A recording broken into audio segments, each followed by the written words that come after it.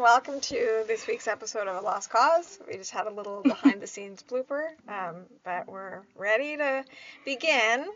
And if you joined us last week, we did our part one of Benjamin Linus. And so I kind of thought it would make more sense to talk about like young Ben, but Best Annie, for last. Yeah, Annie wants to save that for next time.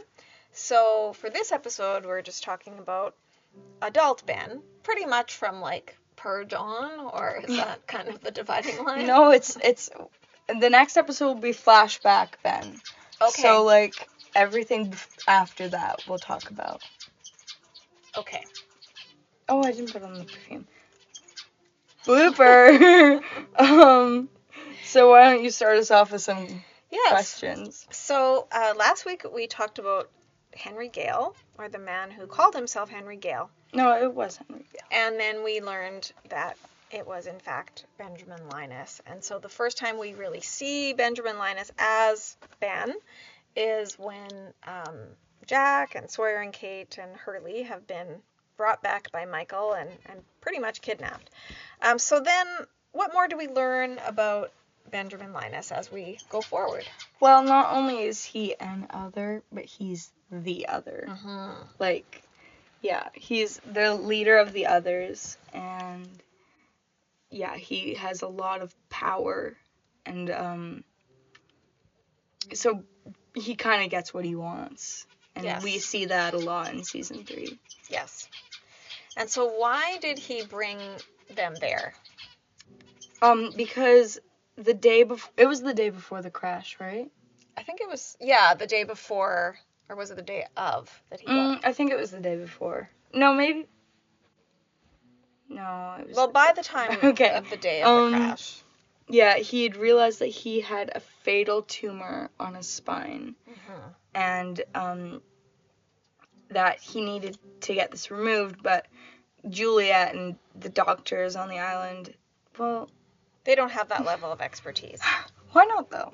Well, because, like, it's a very, because of the spine, right? He could be paralyzed, like, so much could go wrong. Mm-hmm. You need someone who's really specialized. And, I mean, to his credit, you know, say what you want of Jack Shepherd, but he is an excellent spinal surgeon, and, you know, that is really his area of expertise. By the way, if you hear anything in the background, that's just my birds. We're in my room. We're on location today. Yeah, on location today. So that's just Harold singing his heart out for you guys. Yeah. And so what happens with the surgery? So he kind of kidnaps them, you know, as one does, and tells Sawyer that he's gonna die if he. It's a little complicated, but pretty much he manipulates Sawyer a little bit, and Sawyer finds out. Okay, guys, shush. He finds out that they're not on the island. They're on Hydra Island, a smaller island. Yeah.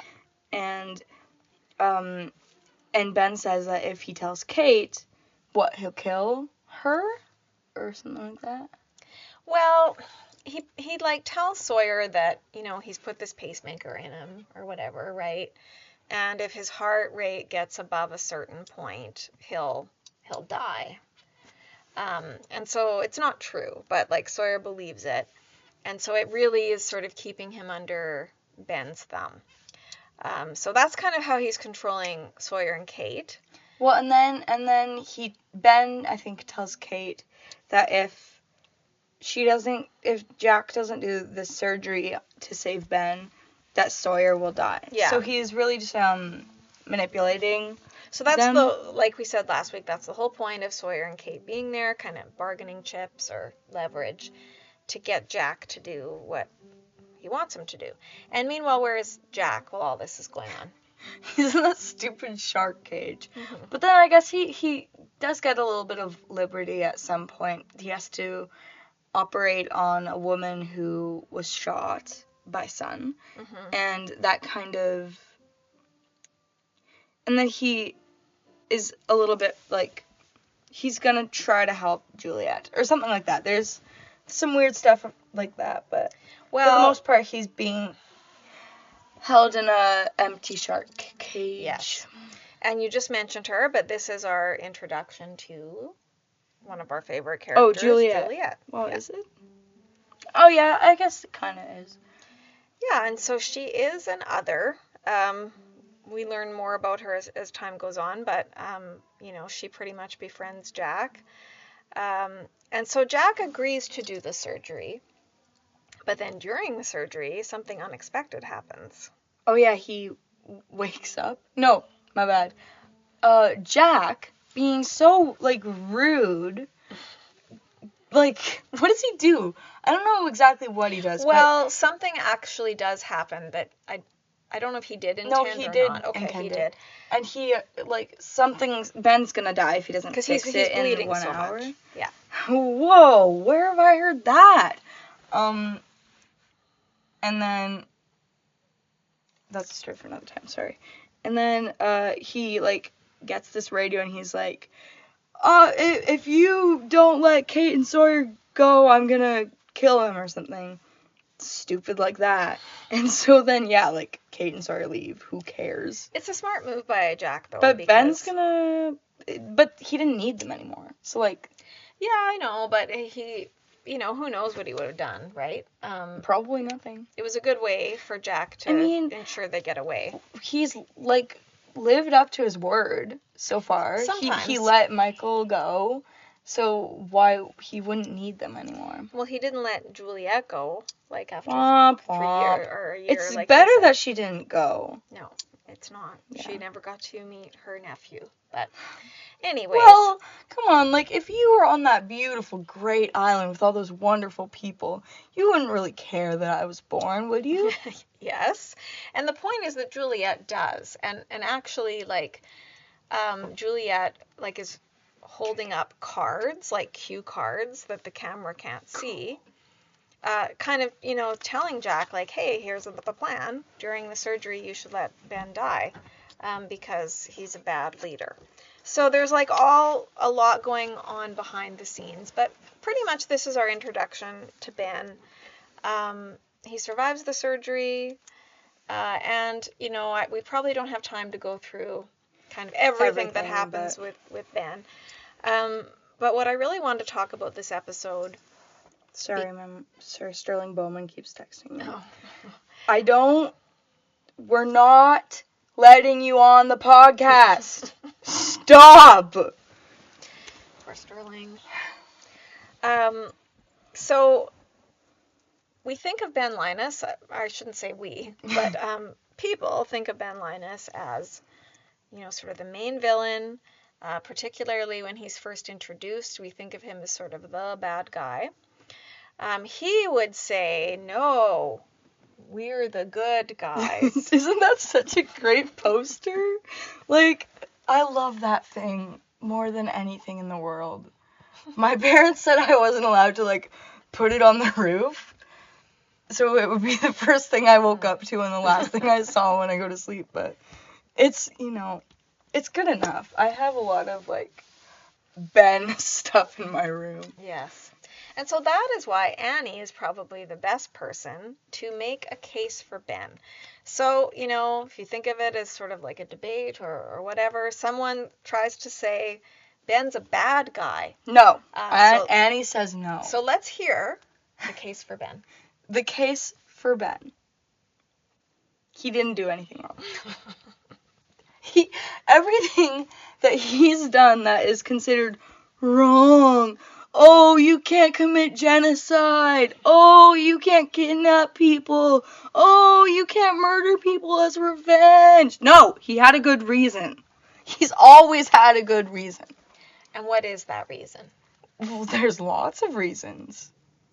Okay, so let's, give us some examples of why you think Ben is, and I think you might be overstating it to say that he's done nothing wrong, but in defense of Ben, what would you say? So let's take Kimi, for example. That's one I like to use because it's very, very good.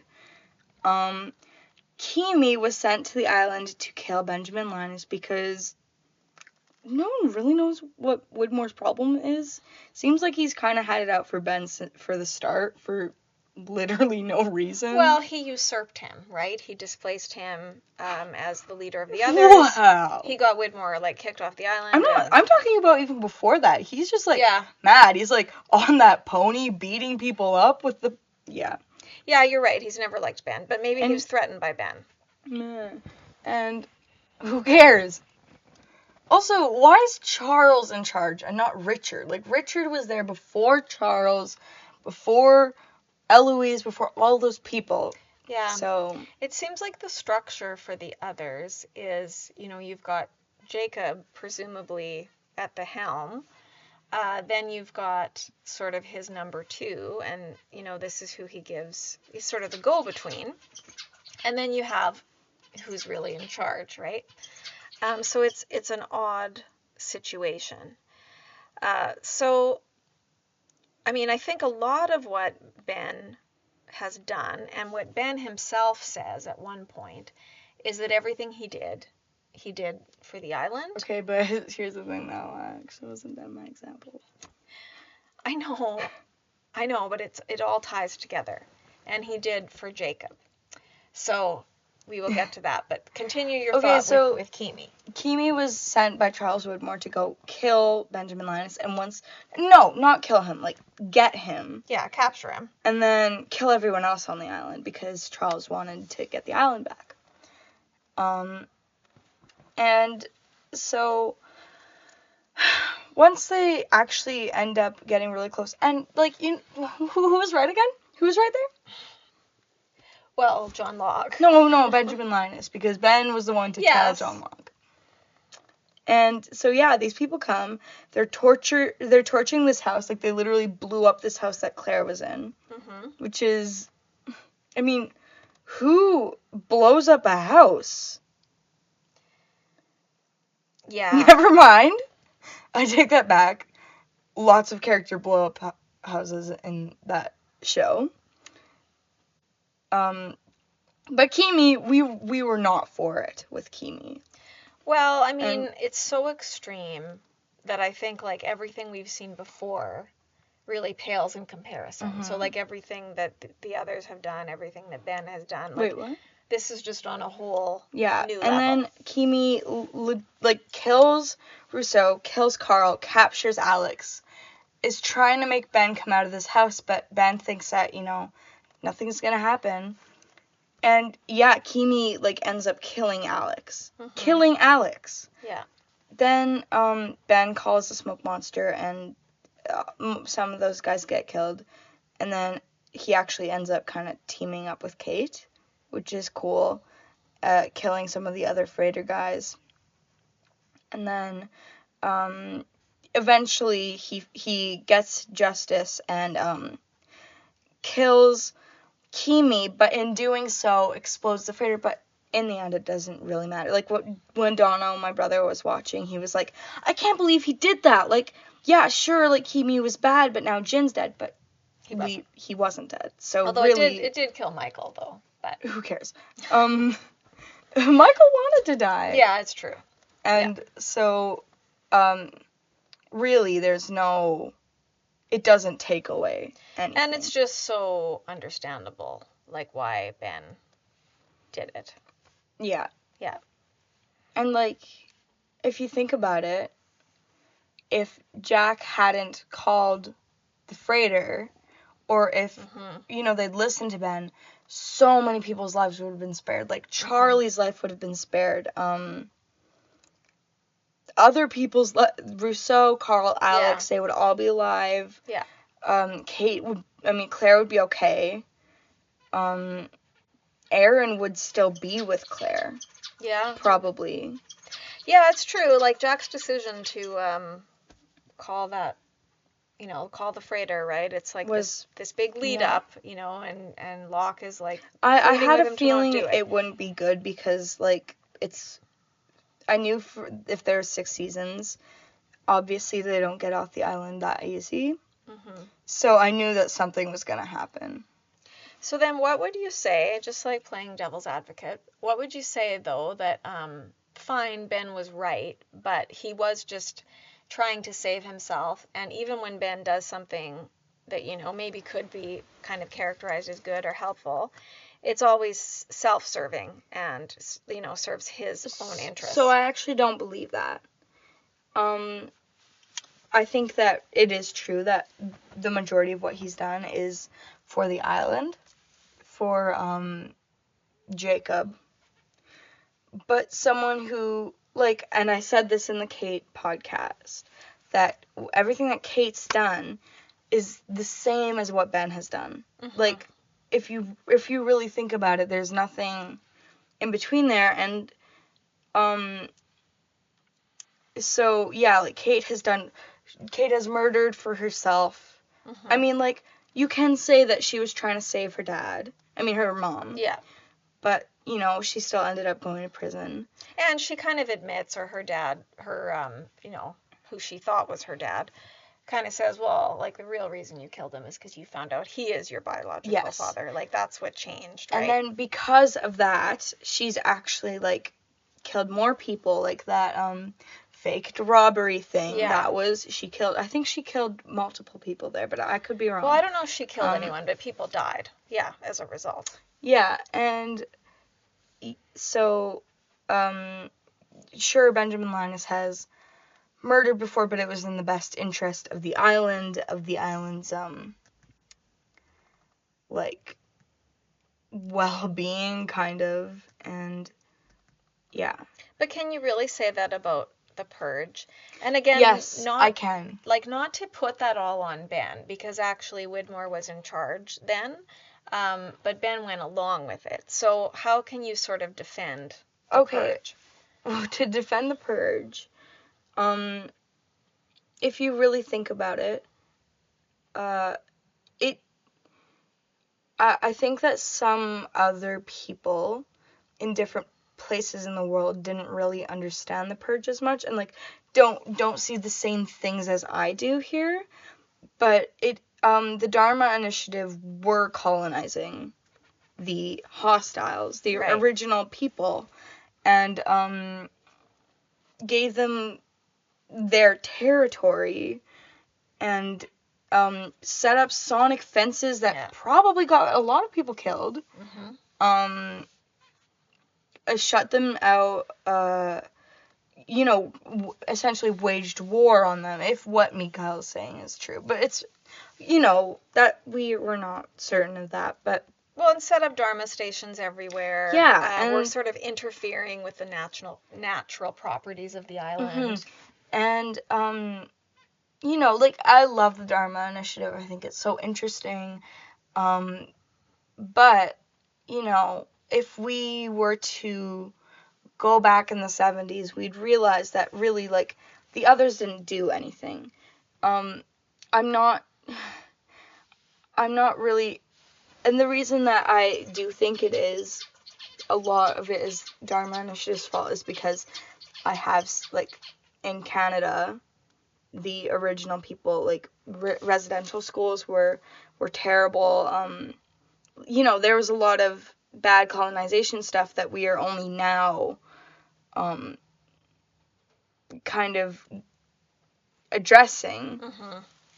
But the others really never got that. Like, if you think of Richard, he was one of the first people on the island, and he was still seen as kind of a bad guy because he was an other, which isn't really fair. And even if you think of, like, when the Oceanic 815 people crashed, like, that is their land. Mm-hmm. And they were more civilized, so they didn't, like, go full on savage on them, but they very well could have.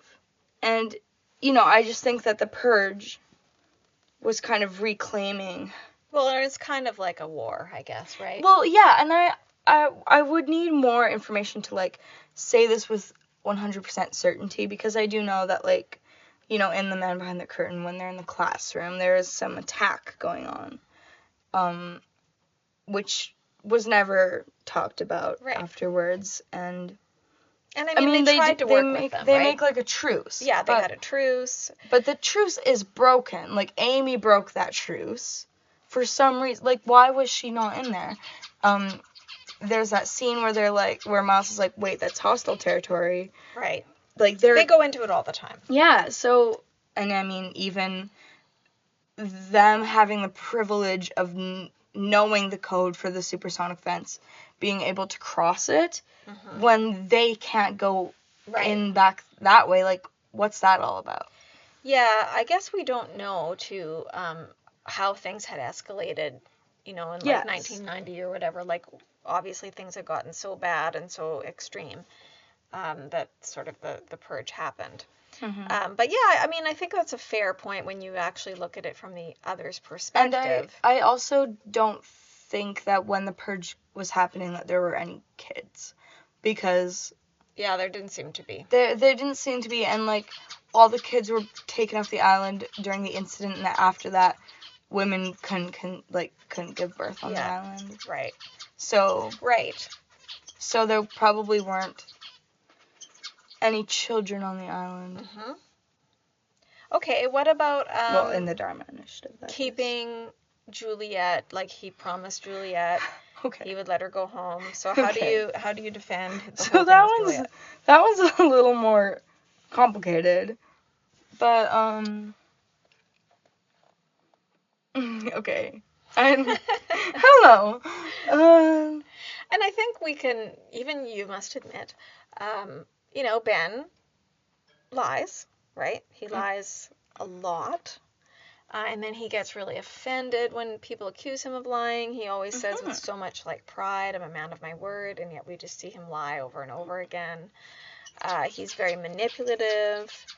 But because this is really a case for Ben, what do you love about Ben? Or maybe tell us when and why you changed your mind about Ben. Because your initial viewing, you had a very normal reaction. That's not true, though. Like, towards the end of season 4, I was okay with him. Okay, but why? What happened? Well, he won me over because he was right. He did seek that. Like, I was so happy when he killed Kimi that first time. I was like, good. I think it really all changed when Alex died. Yeah. That, even that scene where he's like, he kisses her forehead and like closes her eyes. I can't stand that. And the first time I watched that, I was like hysterical. And I was like, oh, like, I think because I was feeling that with him, that might have made me understand more. And even watching The Man Behind the Curtain, I understood more. Yeah. Why he is the way he is. Why he is the way he is, but... And I think that was a little bit intentional by the showrunners. Oh, definitely. That we are actually, there's kind of a shift, that we are supposed to be more accepting of Ben, and they used Kimi for that purpose. And it does remind me of, like, another J.J. Abrams show called Alias, where, like, the villain there is called Arvin Sloane, and he's just, like, such a great actor, and, you know, the show is sort of better with him, and it's almost like you want them to sort of form an alliance, and that does kind of happen with Ben. Like, when you think about after the whole Kimi thing, like there is kind of an alliance with Ben. Oh, definitely, right? And like, I think Locke has a lot to do with that. There's never really an alliance between Ben and well, there is, though. Yeah, in season 6 there is. There is, because Ben's the one that helps him kick his addiction. And like, you know, strangely enough, we actually have the scene like where Jack's trying to sort of defend Ben to Kate, and he's like, no, he's with me, don't worry, you know, and then Kate's like, it was you, like you orchestrated this whole thing with like Aaron and the lawyer, and then Jack's like, no, he didn't. And like, shall I read my favorite Benjamin Linuses just so everybody knows? Yes. Okay, so one is sarcastic Ben. I would agree. I love sarcastic Ben. One is also 90s Ben. One is also 70s Ben. Why do you have more than one? One is also London Ben. One is also flash forward Ben. One is also depressed Ben. 2 is revenge Ben. 3 is plan Ben. 4 is Henry Galley Ben. There's a couple typos here. 5 is piano Ven. When's he playing the piano? In The Shape of Things to Come. I just remember Jack playing the piano, but all right. 6 is prisoner Ben. 7 is glasses Ben. There's so many typos. 8 is in love Be. There's no N. In love with Juliet? Yeah. 9 is Van BDN. 10 is Richard Albert Ben. I don't really know what that means. Probably young Ben. 11 is beat up Ben. 12 is We see a lot of him. dirty other Ben. Yeah. 13 is lying Ben, in parentheses, very rare. 14 is Oregon Ben. I don't know why that's so low. And 15 is schizophrenic Ben. What's that one? Young Ben. Oh, okay. Yeah, so, you see that he is a very complex character, that there's all the different sides of Ben. Yeah, but then, I try to defend Ben. He gets them back to the island. He forms an alliance. But he still does something real bad during that time, which I just can't get past. Actually, he does 2 really bad things during that time. You're sort of trying to make the case that after Keeney... Yeah, like, who cares, though? We see, like, a better Ben. That's just, like, the 2 sides of force. But that same Ben kills John Locke and tries to kill Penny in front of Charlie. But he doesn't. Little Charlie. But he does shoot Desmond, though. So... Well, things happen, and he didn't get hurt. So just when we're, like, thinking, maybe Ben is redeemed. Maybe Ben is redeemed. He was redeemed the second he got on that screen. Actually, though, I think there is really a couple moments of redemption for I think Ben. that his 2 biggest redemption episodes are Dead is Dead and Dr. Linus. I think you're right. So tell us a little bit about what happens in those moments. So in Dead is Dead, he gets judged by the smoke monster, and we're seeing too bad. And we see like all these memories of Alex and the smoke monster, and he feels very truly remorseful. Like, he feels like it's his fault that she died. I don't think it is, but and the smoke monster judges him, and then I just watched this episode with Donna. I was like crying so hard. And then Alex comes, but it's not really her. It's the smoke monster. And like, I was just so excited. Like, this is proof that the first time watching I was like okay with Ben, because in that scene I was just so happy she was back.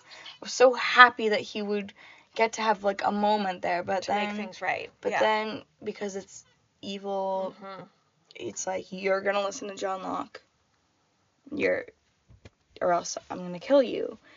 And then she leaves, and Ben is just so sad. And I have another list of things that make me choke up in Lost, and one of them is like when John Locke is like at that hole, and he's like, what did it do? And he says, it let me live. And that one line, just the way he performs it, he's almost like sad that it let him live. And it's just... Yeah, and for once I think we see complete sincerity, no ulterior agenda or motive. And then when is the next kind of redemptive moment? So then it would be Dr. Linus, where we see his boring life in the sideways as a history teacher. And then wait, what happens in Dr. Oh yeah, so then like, Alana's making him dig his own grave because she's like annoying. I can't tell if I love or hate Alana. The first time watching, I was like, that was Charlotte. Now I've determined that I love Charlotte. But like, it's really hard with Alana. Yeah, I don't know if I like her or not. But she's making Ben dig this grave because he killed Jacob. Who cares? I'm sounding like Radzinski. Well, and just to kind of create a bit more context, she sort of says to him, like, he was the closest thing I had to a father. More daddy issues. Wow. Okay, honey. She was willing to, like, go to the island, follow him. I mean, it was like, he was hugely, hugely important in her life. And, her purpose. Was he? Because he seemed kind of okay just letting her die. I agree. I don't really get it. But for her, yes, she had a lot of faith in Jacob. And yet, so that's why she's, like, gonna, we think, like, make Ben dig his grave and then kill him, right? And then what happens? Well, then Smoke Monster Locke comes and...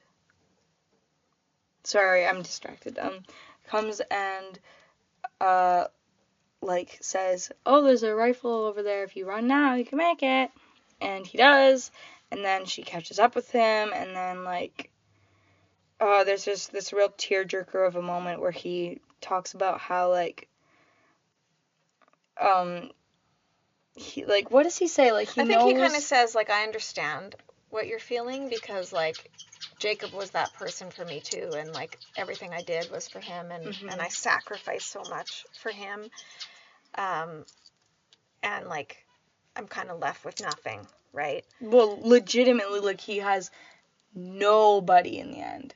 Literally nobody. Well, and so that's when, he says, like, don't kill me, and then she says, where will you go? And, I think he says, I'm going to go to Locke, or, like, the Man in Black, Flock. And she's like, why? And he's like, because no one else will have me. And then she says, I'll have you. And to me, this is one of my favorite moments on Lost. I've probably talked about it before. Because you can see how difficult it is for Alana to sort of say that and accept Ben. But it's just a true moment of grace. And I think that Ben really does recognize it. Oh, not now? Okay. Yeah, let's okay. Wait. He really recognizes what's happening in that moment and that she is showing him grace.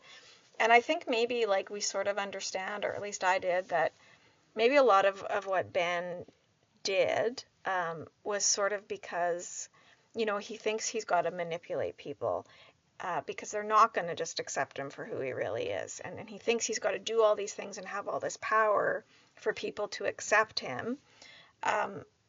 And then here he is now with, like, no power, no leverage, and yet she says, I'll have you. And so I think it is a true turning point for Ben.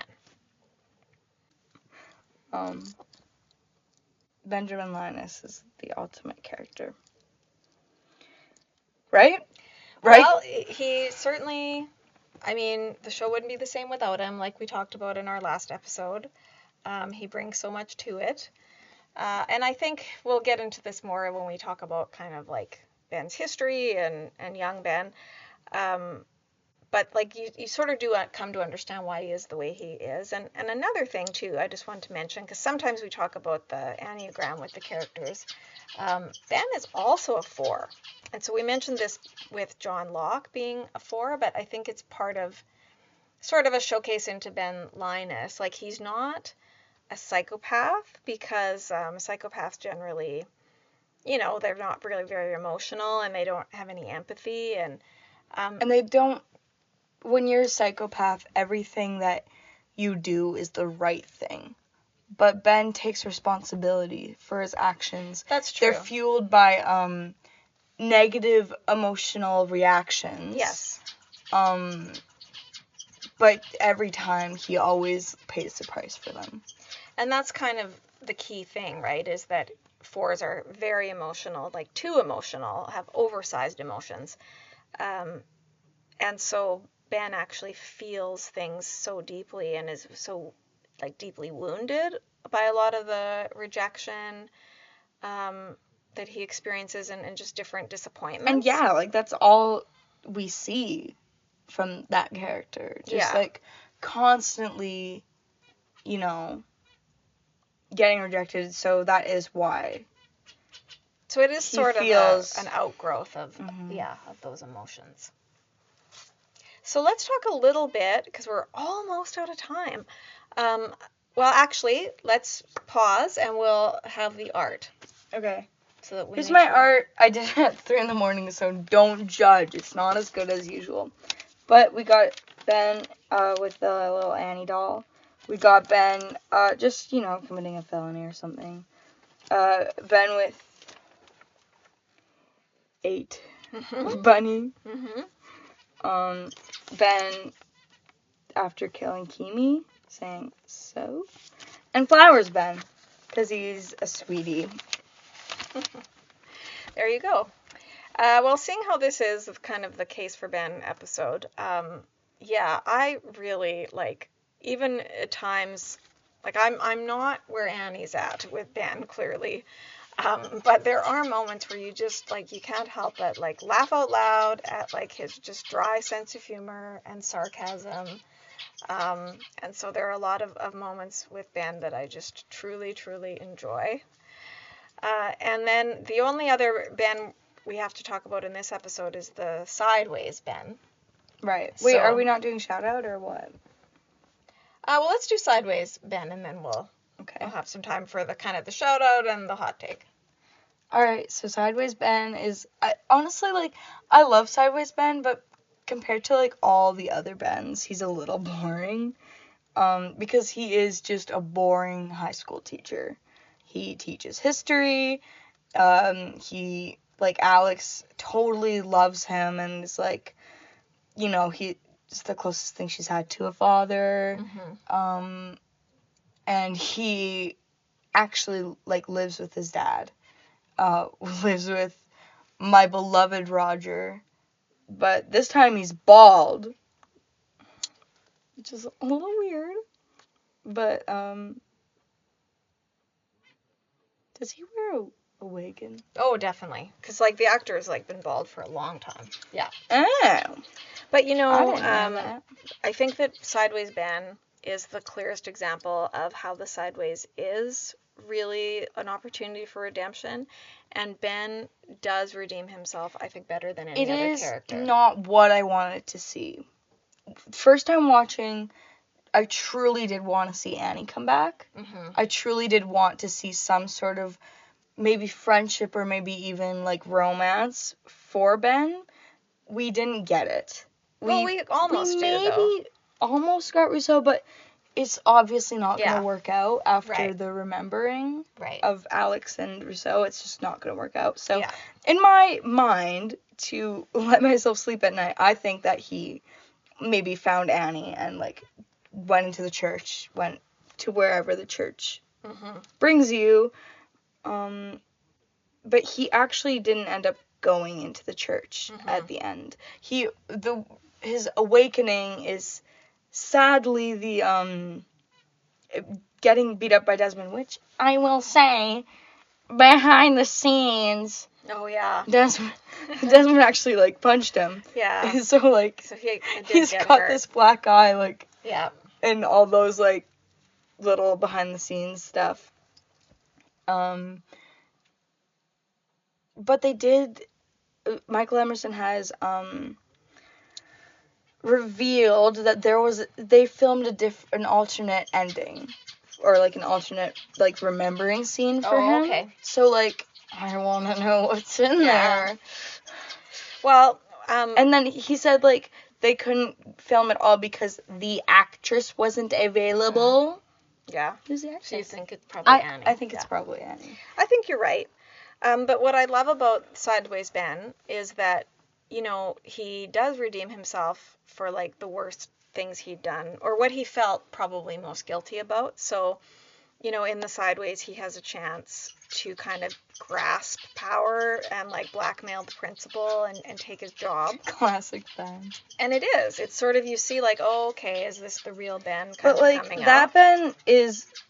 Oh, yeah, it's not Oregon Ben. It's not, like, original. But then the consequence is, if he does that, the principal says, well, I'm not going to write a letter of recommendation for Alex to get into Yale. Why does she want to go into Yale anyways? It's like, it's not really that big of a deal. So you think about, like, that moment with Kimi, you could say Ben chose to protect himself and his own life over Alex. I don't really think that's true. I think he was just bluffing and didn't think that they would actually kill her.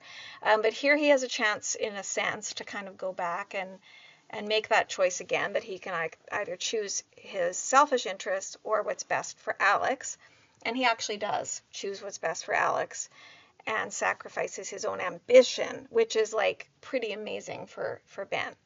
And then the other place we see that redemption is, he actually puts himself in harm's way to protect John Locke, which, for someone who tried to kill John Locke once and then did successfully kill him, is like a real redemption moment. And then I think the third clue that like Ben really is being redeemed is that he doesn't go into the church, because I think he realizes like the extent of everything he's done, and he's just not quite ready to sort of receive that Come on, grace. it's not that bad. Well, he thinks it is, so I think we're supposed to like... Sideways Ben is boring. Like... Well, okay.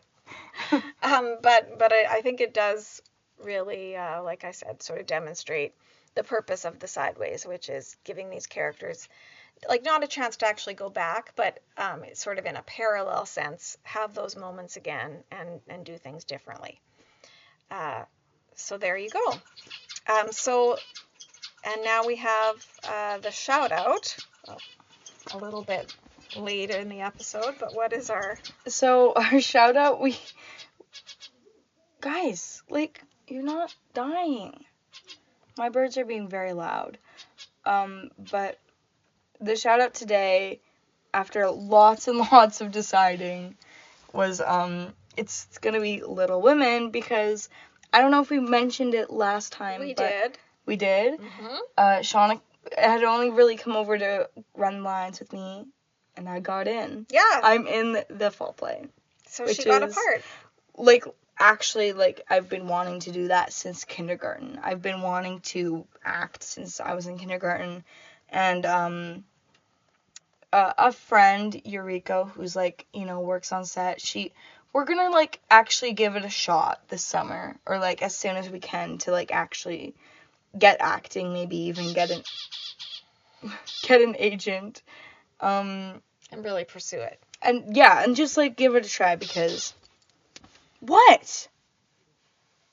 Sorry. But yeah, so very exciting. Yeah. Congratulations. I get to Annie. be like a really mean, almost like Rudzinski type person and one of my best friends plays my daughter. So say who the part is and what he plays. I'm Miss Gardiner. And did you say it was for Little Women? Women? Yeah. So that's what we're shouting at. And you can say our second shout out.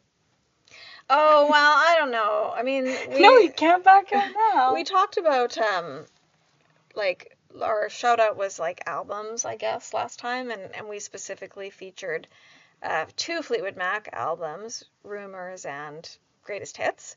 And so since our last episode, Annie's had a chance to listen to those. I've really listened to them. Every night I, like, get my lights on. They look kind of dumb right now, but they look really pretty when they're on. Get my, like, lava lamp on, set the mood, and turn on my record player. Like a real record player. I have a real, like, old one, too. I got it from Grandma.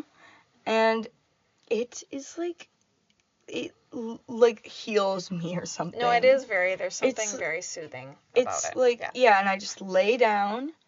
And I'm not even doing anything. I'm not, like, on my phone. Yesterday I was working on my art, but, like, I'm not on my phone. I'm not, like, reading or anything. I'm just kind of, and I think because the day is kind of so fast, and so my brain is always doing something, and it is a muscle, just to lay there and listen to good music, good calming music. It just really, like, my brain can kind of unclench and be bored for a second. Yes. And it's so great. And so I seriously recommend, but that's not exactly what we were... Well, I guess our shout out is really to Mick Fleetwood, who is the drummer for Fleetwood Mac. And I think a very underrated drummer. You know, when people talk about, like, the best drummers, They always talk about Neil Peart and like maybe even Phil Collins. Sometimes Karen Carpenter comes up. But a shout out to Mick Fleetwood, because I was saying to Annie, like, okay, when you're listening to Rumors, pay attention to the drum solo in Go Your Own Way, and specifically like the interaction between Lindsey Buckingham's guitar and then the drum solo. But it's really the drums that are just the part. I didn't really see it, but then she mentioned Dreams, that like that little thing before the thunder only happens. It's so good. I have these. I don't know if it's because I am just a musical person or what, but there's certain parts in songs that make me go feral. Like, make something in my brain take over, and I feel like I just need to punch something because of it. It's almost like a violent reaction. It is. But in a sort of a positive way. And that's one of those things that's like, oh! Like, it's just too good. So good. You sort of can't stand it, right? See, this is why we're fours. Yeah, no, it's true. Everyone else is probably like, these people need to be in a mental hospital. I've already been told that today by my friends, but it's... But you know, like when something is so good, you actually like, you almost seem angry about it, like, oh, it's so good, and like that's what we're talking about. So, so shout out to Mick Fleetwood's drumming. It's story time.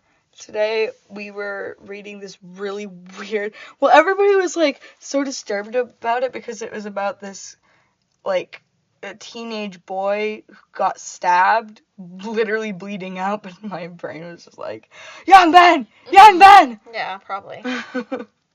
It was so weird, though. Why did we read it? What is it, like a short story? Yeah, it was like a short story about this kid bleeding out and how it felt to be bleeding out. What is it called? Bleeding on the Sidewalk. Oh, okay. I'm not joking. Yeah, okay. It was so weird, but like, I was kind of snickering to myself, and my friends were like, what is wrong with you? It's true, though. A lot of the literature you read in high school, even in grade 9, is like surprisingly violent and bleak. I don't know why they do that, but who knows? But at any rate, we are over time, so let's move on to the show, or to the hot take. My hot take is that Ben is the best character, and that the fandom needs to apologize to him, and that he's never done anything bad. Well, I have my own hot take, but I'm going to save it for next week's episode when we've sort of done the full spectrum of Ben. No, you're not getting the young Ben hot take. Sorry. Well, it's not the hot take, but it's just my own insights and thoughts. Warm take. Yeah. You can have a warm take. It'll be the beige take. I hate that word so much. I should have worn this next week for my beige for your beige take. Yeah. I'll try to find something else turtleneck. beige in my... Whenever I know I need to like let go of this, but another way, I don't know, my brain is just kind of connecting it, is because there's this scene in Victorious where Sikowitz is like yapping about how people, like, the world needs people to wear turtlenecks or else no one else would wear them. And you're wearing a turtleneck. It's not really. And you're Radzinski. Yeah, well, you should explain it's like. Okay, yeah, Sikowitz is Radzinski. And like another reason, I don't know if it's, I don't know what's happening, but like I have been quoting Victorious so much recently. It's actually scary. And like, yeah, and I was having like a little bit of an outburst because I had quoted Victorious and then no one got it and I started laughing really hard. And then later I went home and something unexpected happened, but I'll talk about that next. Okay. Next podcast. So a little bit of a teaser there. Yeah. Lots to look forward to. So, it's not even that funny. It's just like me being so don't delulu. hold your breath, I guess. Yeah. But okay, so that wraps up part 2 of our Ben Linus trilogy. And so namaste. And see you in another life. Thanks for joining us.